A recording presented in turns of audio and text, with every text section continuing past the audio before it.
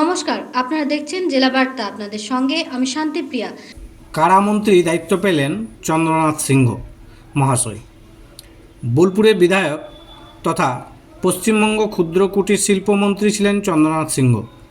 আজ থেকে তিনি কারামন্ত্রীর দায়িত্ব পেলেন।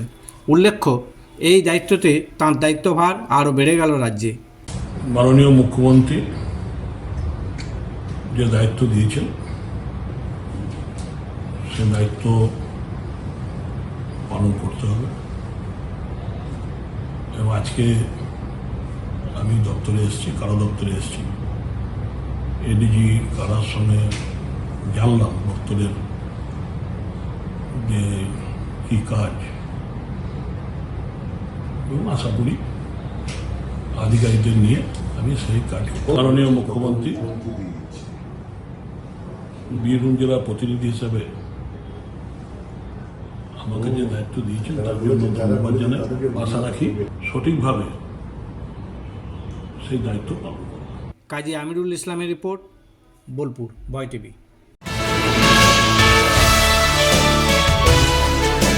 আরজিকর কাণ্ডে পথে নামল বোলপুর মহকুমা হসপিটালের কর্মরত নার্স ও কর্মীরা। বোলপুর থানার অন্তর্গত বোলপুর মহকুমা হসপিটাল, এই হসপিটালে বিভিন্ন ব্লকের মানুষেরা এখানে চিকিৎসার জন্য আসেন।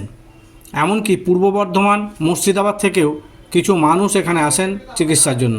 কিন্তু আজ হঠাৎই বহির্বিভাগ বন্ধ, তার জন্য রোগী এবং রোগীর পরিবারকে হয়রানির শিকার হতে হয়।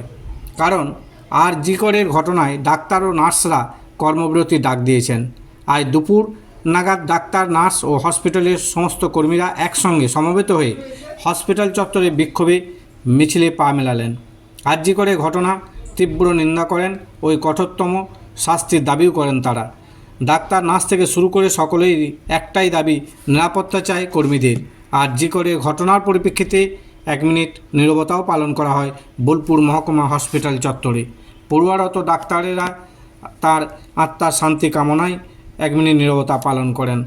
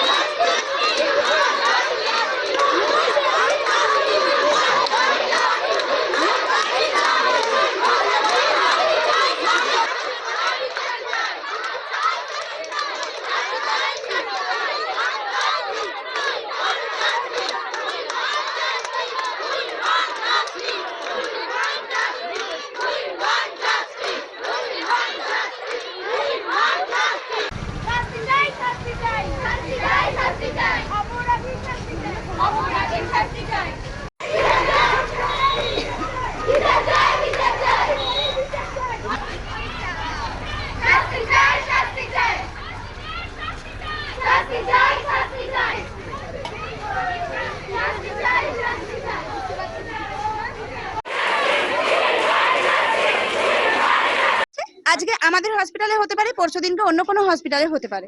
সেই জন্য আমরা যে কোনো জায়গায় হতে পারে, শুধু হসপিটালে বলে নয়, রাস্তাঘাটে, অফিস কাছারি, যে খুশি মহিলাদের জন্য আমরা হচ্ছে গিয়ে এটা করছি। মহিলাদের নিরাপত্তা চাই আমরা। আজ আগেকার যুগ আর নেই। মহিলারা যে বাড়ির মধ্যে ঘোমটা দিয়ে বসে থাকবে, ঘোমটা তুলে সেইখান থেকে আমরা আজ বেরিয়ে এসেছি কাজের জায়গায়। সেই কাজের জায়গাতে, শুধু কাজের জায়গা বলে না, বাজার দোকান যেখানেই যাই সব জায়গাতেই আমরা নিরাপত্তা চাই, এবং আমরা যেখানে কাজ করছি সেখানে সুষ্ঠুভাবে আমরা কাজটা করতে চাই। এটাই হচ্ছে কি আমাদের বক্তব্য। তার জন্যই আমাদের আজকের এই করার জন্য।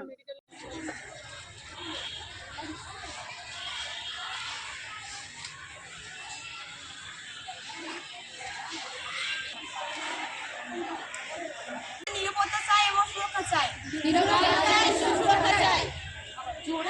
আমাদের সুরক্ষা চাই এবং নিরাপত্তা চাই।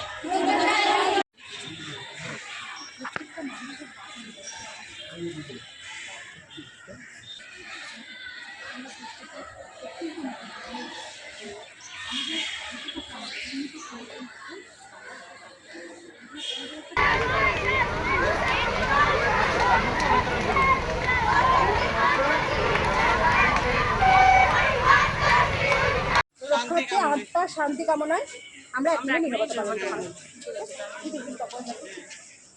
1 মিনিট নীরবতা পালন টাইম।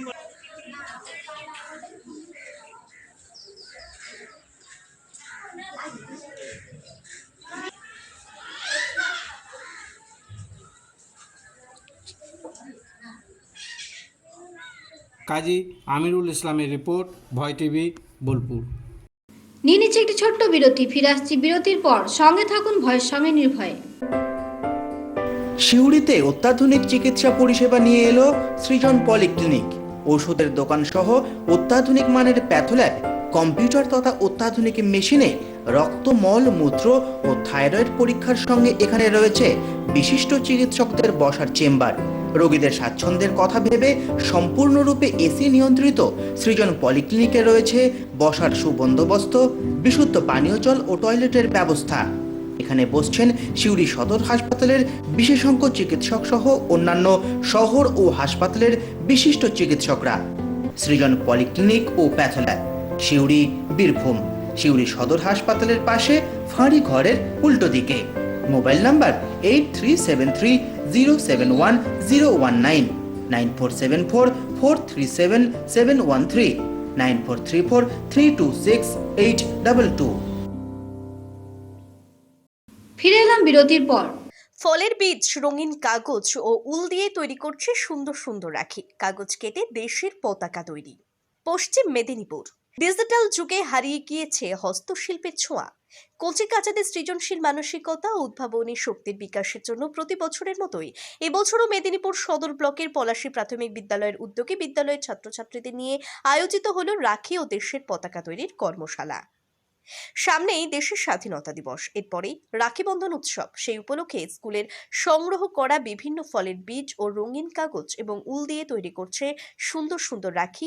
এর পাশাপাশি কাগজ কেটে নিজেদের হাতে দেশের জাতীয় পতাকা এঁকে রং করে তৈরি করছে ছাত্রছাত্রীরা।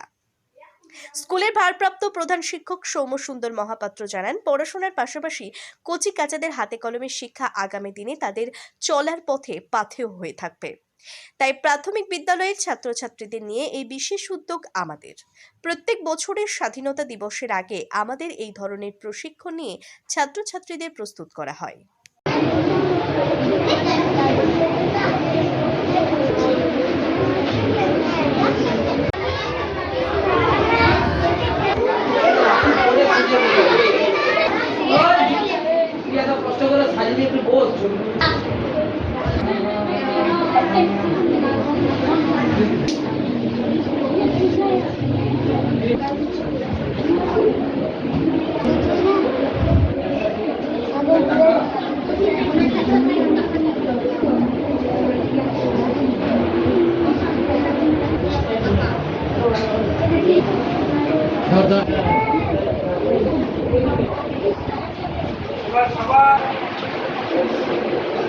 আজকে জেলা বার্তা এই পর্যন্তই। নমস্কার।